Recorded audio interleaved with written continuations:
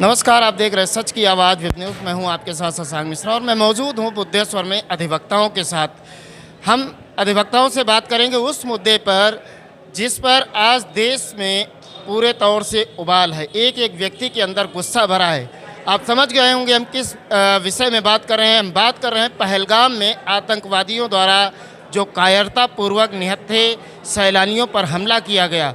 हम उसी विषय में पूछेंगे अधिवक्ताओं से कि अधिवक्ता समाज की क्या राय है इन आतंकवादियों के बारे में। सर, क्या नाम है आपका? अनिल यादव। अनिल जी, ये बताइए, पाकिस्तानी आतंकवादियों ने इतनी कायरतापूर्ण हरकत की है, जो सैलानी वहाँ पर घूमने के लिए गए थे, उनके ऊपर निहत्थे थे, वो उनके ऊपर बड़ी बुरी तरह से हमला किया। क्या कहना चाहेंगे? ये बहुत गलत हुआ है जो हुआ है, इसका जवाब भी मिलेगा इनको। क्या भारत सरकार से क्या चाहते हैं कि क्या जवाब उनको मिले?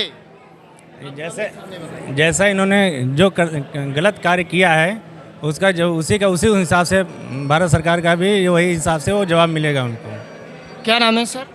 शशि मोहन शर्मा। शशि मोहन जी, ये बताइए कि अधिवक्ता समाज के अंदर आज कैसा उबाल है? ये जो घटना हुई है, जो कायरतापूर्वक कार्य किया है पाकिस्तानी आतंकवादियों ने, इनके साथ क्या होना चाहिए और भारत का अधिवक्ता समाज क्या चाहता है?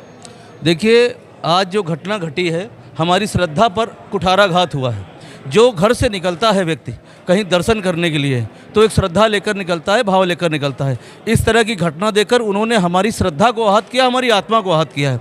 ऐसी घटना से अगर वो हमारे पड़ोसी हैं तो पड़ोसी जैसा व्यवहार करें, अन्यथा भारत में उबल रहा है लावा हर सीने में। हर अधिवक्ता और नागरिक ये जान रहा है कि अगर कहीं मजबूर न करें, अगर हमारी फौजें हट गई और हम आ गए बॉर्डर पर, तो उनको उनकी सरहद के अंदर घुस के मारेंगे। ये बता देना चाहता है अधिवक्ता समाज। आज़ादी की लड़ाई अधिवक्ताओं ने लड़ी थी और उसी आज़ादी के बाद जीतने के बाद पाकिस्तान बना है। पाकिस्तान अकेले नहीं बना है। आज़ादी की लड़ाई लड़ने के बाद अंग्रेज़ों को खदेड़ा था और आपको पाकिस्तान दिया था कि अमन और चैन के साथ वहाँ रहें। हमारी आस्था, हमारी श्रद्धा के साथ हमें छेड़छाड़ बर्दाश्त नहीं है।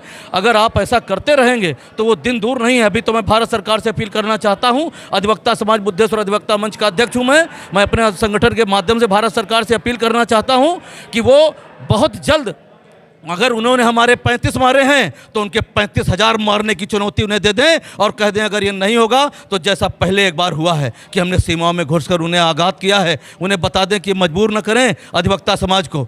अधिवक्ता समाज ये संदेश देना चाहता है अपनी भारत सरकार को कि विधि के साथ आवाज़ आई है, विधि विधान के साथ आवाज़ आई है। उन्हें संदेश देना चाहते हैं कि दोबारा अगर पुनरावृत्ति करते हैं तो हमारी भारत सरकार उनको मुंहतोड़ जवाब दे। जैसे हो सकता है हम भारत सरकार के साथ हैं, हमारी आस्था के साथ, हमारी आत्मा के साथ जो भी प्रहार हो रहा है उसको बिल्कुल बर्दाश्त न किया जाए। भारत का हर नागरिक अपनी सरकार के साथ है, अपनी भावनाओं के साथ में है। मैं यही कहना चाहता हूँ कि हमारे माननीय प्रधानमंत्री मोदी जी, हमारे गृह मंत्री हमारे अमित शाह जी, मैं आपसे कहना चाहता हूं कि आप बहुत जल्दी निर्णय लें और उन्हें ये बता दें कि अगर ऐसी एक्टिविटी होती है तो हमारे धार्मिक स्थानों को अगर इस तरह आघात पहुंचाया जा रहा है तो हमारी आस्था आहत हो रही है। हम धर्म के नाम पर करोड़ों अरबों रुपए इकट्ठा कर देते हैं। इसका प्रमाण हमारी अयोध्या की नरसत्ता है और अयोध्या में बना हुआ विशाल मंदिर है।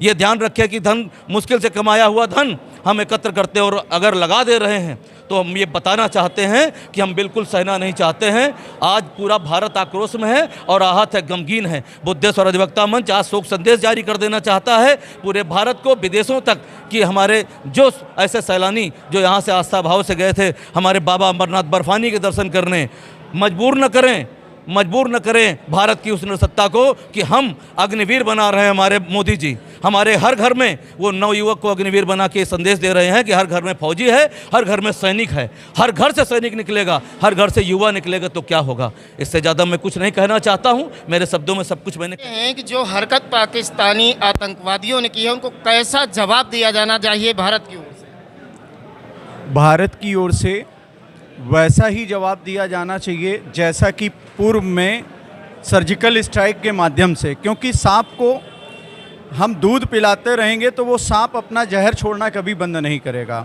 भारत सरकार के साथ एक हम सुनिश्चित करना चाहते हैं कि अधिवक्ता समाज भारत सरकार के साथ कंधे से कंधे मिलाकर खड़ा है। यदि किसी न्यायालय में कोई भी व्यक्ति इन दुर्दांत राक्षसी आतंकवादियों की पैरवी करने के लिए आगे आएगा तो अधिवक्ता समाज सरकार से पहले ऐसे लोगों का न केवल विरोध करेगा बल्कि उनको कोर्ट में वकालत करने में अधिवक्ता समाज उनका समर्थन कतई नहीं करेगा, उनको रोकेगा। तो सरकार को हमारा संदेश है कि अधिवक्ता आपके साथ है।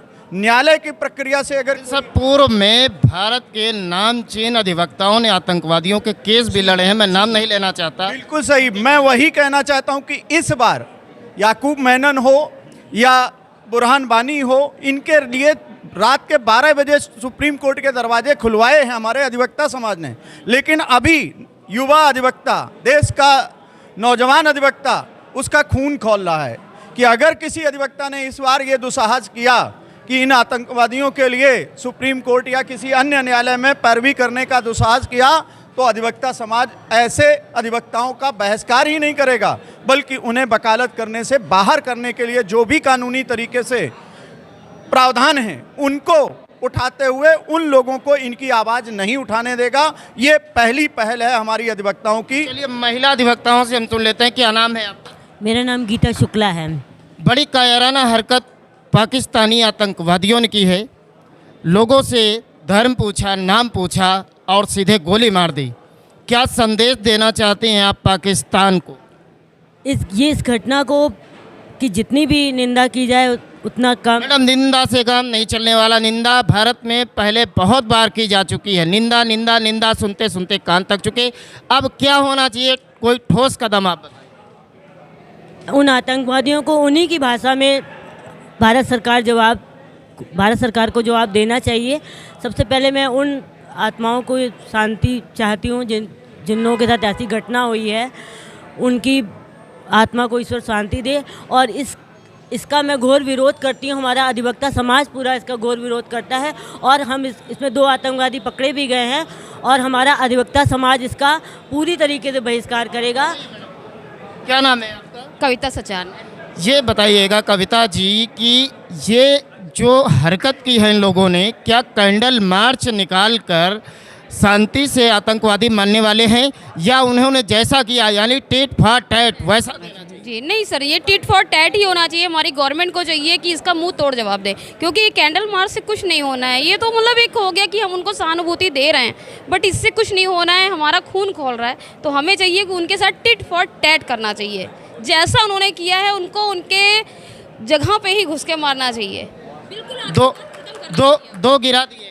जी, हम तो चाहते हैं कि ये जो आतंकवाद है पूरी तरीके से ख़त्म होना चाहिए और हमारी गवर्नमेंट को बहुत जल्दी इस पर एक्शन लेना चाहिए। मैडम, क्या नाम है आपका? कल्पना रावत। कल्पना जी, ये बताइए कि पाकिस्तान ने भारत में घुसकर आतंकवादी हमला किया और निहत्थे लोगों पर, यानी एक कायराना हरकत है। क्या जवाब देना चाहेंगे? एक महिला अधिवक्ता होने के नाते आप क्या मांग करती हैं भारत सरकार से और क्या संदेश देना चाहती हैं समाज? भारत सरकार से मैं यही निवेदन करूंगी कि उनको उनके ही जवाब दिया जाए। जैसे उन्होंने ऐसा घटिया कृत्य किया है, उनको वैसे ही जवाब दिया जाए और उनको कठोर से कठोर सज़ा दी जाए।